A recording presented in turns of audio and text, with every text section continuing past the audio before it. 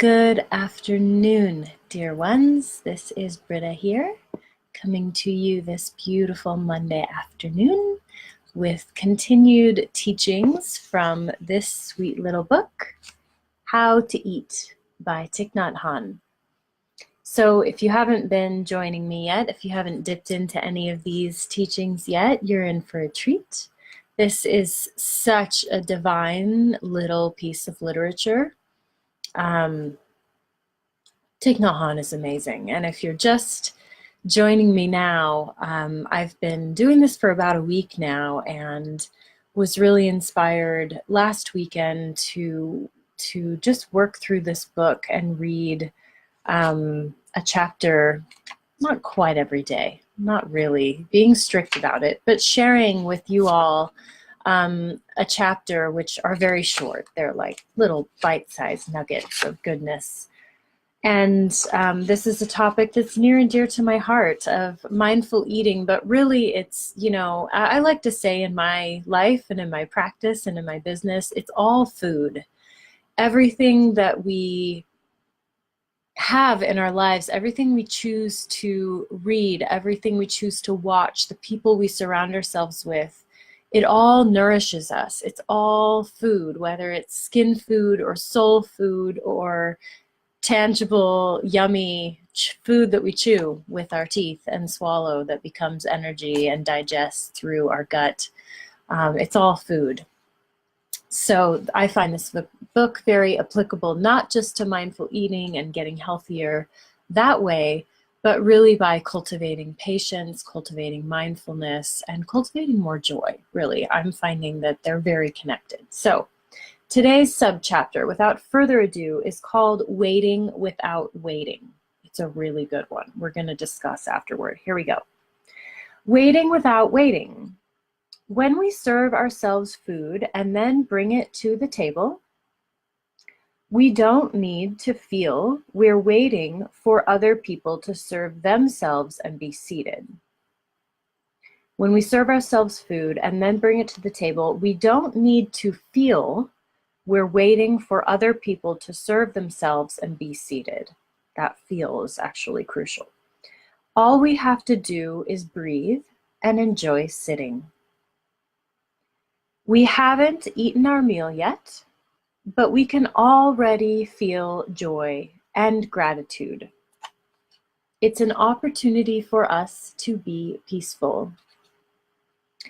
Standing in line at a grocery store or a restaurant or waiting for the time to eat, we don't need to waste our time. We don't need to wait for 1 second. We don't need to wait for 1 second. Instead, we can enjoy breathing in and out for our nourishment and our healing. We can use that time to notice that we will soon be able to have food, and we can be happy and grateful during that time. Instead of waiting, we can generate joy. Instead of waiting, we can generate joy. So what I love about this is Thich Nhat Hanh is not saying you'll never stand in line again, or you'll never sit down at the table with a plate of food while 10 other people are still serving themselves. And you will be, in a sense, waiting for everyone to get to the table and until you eat, or waiting until it's your turn, or waiting until you're served. So this concept, really what I'm getting from this is that the concept of waiting in and of itself is completely made up in our mind. And we can see it as that, as I'm waiting and I have to wait before I'm able to eat. And for a lot of us, when we're waiting in traffic, when we're waiting in line, it builds anxiety, it builds tension, it can make us really frustrated and really angry, right? So instead of feeling like we're waiting, really what he's suggesting is that we can skip that part and we can actually just choose to be present. Once again, presence saves the day.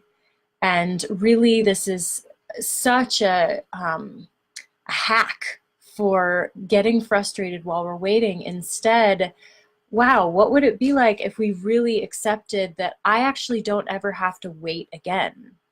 Not that I'll never have to stand in line again, but that while I'm standing in line or while I'm sitting at the table, I can breathe, I can enjoy this life, I can enjoy the smell of the food, I can look around me, I can think about what I'm grateful for. I can use that time, right? That precious life energy.